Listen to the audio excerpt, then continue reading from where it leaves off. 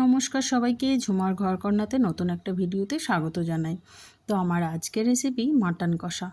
তো খুব সহজেই ঘরোয়া পদ্ধতিতে কিভাবে মাটন রান্না করা যায়, চলো সেই রেসিপিটাই আজকে তোমাদের সঙ্গে আমি শেয়ার করব। তো এখানে দেখো আমি মাটন নিয়ে নিয়েছি। আমার এখানে 1 কিলো মতো মাটন আছে। সেটাকে আমি খুব ভালো করে জলে ধুয়ে নিয়েছি কয়েকবার, তারপর একটু উষ্ণ উষ্ণ গরম জল করে আবারও দুবার আমি ভালো করে ধুয়ে নিয়েছি। আর তার মধ্যে দেখো একে একে আমি দিয়ে দিচ্ছি টক দই, আর নুন, হলুদ পরিমাণ মতো, আর দিয়ে দিচ্ছি সর্ষের তেল আর কিছুটা পেঁয়াজ কুচি। তো এখানে দেখো আমি বাটা মশলা নিয়েছি, যার মধ্যে আছে আদা, রসুন, জিরে, কয়েকটা শুকনো লঙ্কা, কাঁচা লঙ্কা মিশিয়ে আমি কিন্তু এখানে পেস্ট করে নিয়েছি। তো সেই মশলাগুলোই কিন্তু আমি মাংসে মেখে রাখবো অনেক বেশ আধা ঘন্টা থেকে 40 মিনিটের মতো আমি এখানে মাখিয়ে রেখে দেবো। তো এই যে দেখো সর্ষের তেল দিয়ে দিলাম, আর খুব ভালো করে কিন্তু আমি এখানে হাতে মেখে নেব। হাতে মেখে নিতে পারলেই ভালো হয়। তো তোমরা যদি কেউ না চাও তো কোনো হাতা বা খুন্তির সাহায্যেও মেখে নিতে পারো। তো এখানে দেখো আমি ঢাকা দিয়ে রেখে দিলাম, আর এখানে আমি এবার নিয়ে নিয়েছি গোটা গরম মশলা, তেজপাতা, শুকনো লঙ্কা, আর হচ্ছে গোটা জিরে। কড়াইতে তেল দিয়ে ফোড়নে দিয়ে দিয়েছি। তো দেখো একটু লাল লাল করে ভেজে নিয়ে তার মধ্যে দিয়ে দিলাম পেঁয়াজ কুচি। তো পেঁয়াজগুলো একটু লাল লাল হয়ে এলে আমি কিছুটা বাটা মশলা আমি রেখে দিয়েছিলাম, তো সেটাও আমি এবার পেঁয়াজের মধ্যে দিয়ে দিচ্ছি। দিয়ে আবারও কিছুক্ষণ নাড়াচাড়া করে নিলাম, আর নিয়ে এখানে আমি দুটো টমেটো কেটে রেখেছিলাম, তো সেই টমেটোগুলোও আমি দিয়ে দিলাম। দিয়ে একটু খুব ভালো করে একটু নাড়াচাড়া করে নিলাম।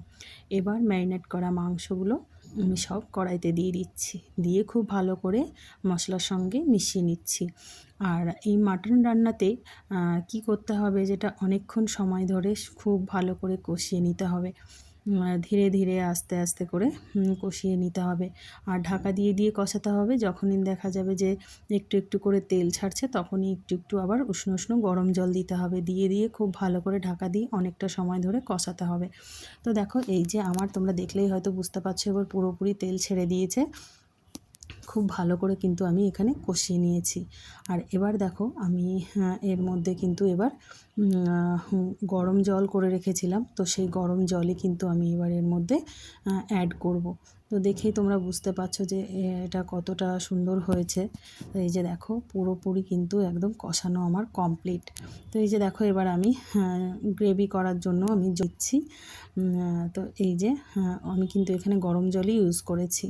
তো গরম জল করলে যেমন, গরম জল করে দিলে যেমন কালারটাও সুন্দর হয়, আর খেতেও কিন্তু খুব ভালো হয়।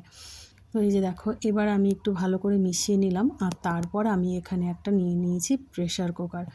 তোমরা চাইলে আবারও এটা ঢাকা দিয়ে রান্না করতে পারো, তো আমি একটু তাড়াতাড়ি করেই করছিলাম, তো সেই জন্য প্রেশার কুকার নিয়ে নিলাম। আর তার মধ্যে মাংসগুলো আমি সব দিয়ে দিলাম।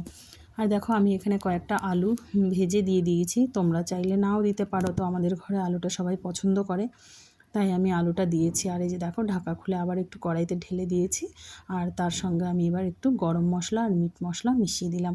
তো দেখো এই যে আমার রান্না কিন্তু একদমই কমপ্লিট, আর খেতে কিন্তু দুর্দান্ত হয়েছিল।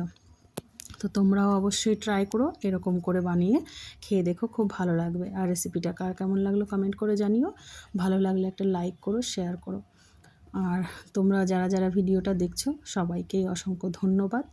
তো চলো আমার চ্যানেলটিকে সাবস্ক্রাইব করে তোমরা পাশে থেকো সবাই।